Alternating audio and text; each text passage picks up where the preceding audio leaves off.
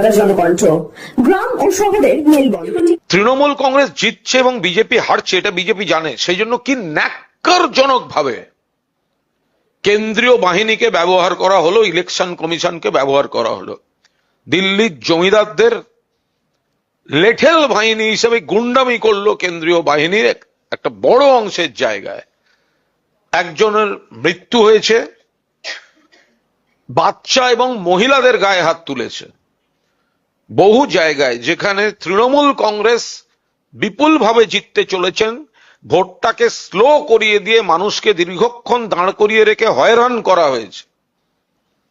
ফলে নিশ্চিত পরাজয় বুঝে যে ন্যাক্কারজনক ভাবে কেন্দ্রীয় বাহিনীকে দিয়ে আক্রমণ করিয়েছে, সেটা কখনো করিয়েছে সাতগাছিয়ায়, বাচ্চাকে মেরেছে, কখনো উদয়নারায়ণপুরে 81 বছর বয়স্ক পূর্ণচন্দ্র দলুই মারা গিয়েছেন, কোথাও করেছে ফলতা অ্যাসেম্বলিতে, যেখানে মহিলাদের উপর, আবার বিজেপি হিন্দু হিন্দু করে, হিন্দু মহিলাদের উপর ব্রুটাল অ্যাটাক করেছে কেন্দ্রীয় বাহিনী দিয়ে।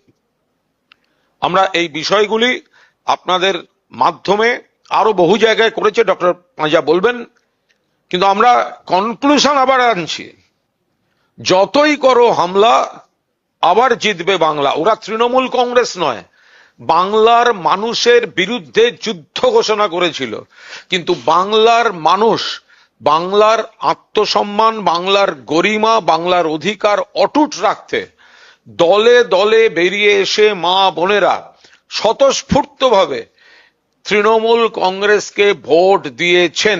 মাননীয় মুখ্যমন্ত্রীর কেন্দ্র ভবানীপুর, সেখানে পর্যন্ত লাগাতার প্রভোকেশন দিয়ে গেছে। কাউন্সিলর অসীম বসু, মেয়র পরিষদ, তাকে উত্তক্ত করা, ফিরাদাকে উত্তক্ত করা, অর্থাৎ তৃণমূল কংগ্রেসের যারা ভোট করছেন বিজেপি হারবে জেনে সেখানে কেন্দ্রীয় বাহিনীকে দিয়ে দিয়ে এই হুমকিগুলো দিয়েছেন, এবং বিভিন্ন সিটে একই ঘটনা ঘটে। চিকিৎসার কথা ভাবছেন? আজই চলে আসুন শীষ general and eye care hospital. 40 বছর মানুষের সেবায় নিয়োজিত সুচিকিৎসার বিশ্বস্ত প্রতিষ্ঠান। কলকাতার অভিজ্ঞ ডাক্তার দ্বারা অপারেশন ও চিকিৎসা করা হয়। কাঠালিয়া, ভাঙড়, কাশীপুর, দক্ষিণ 24 পরগনা।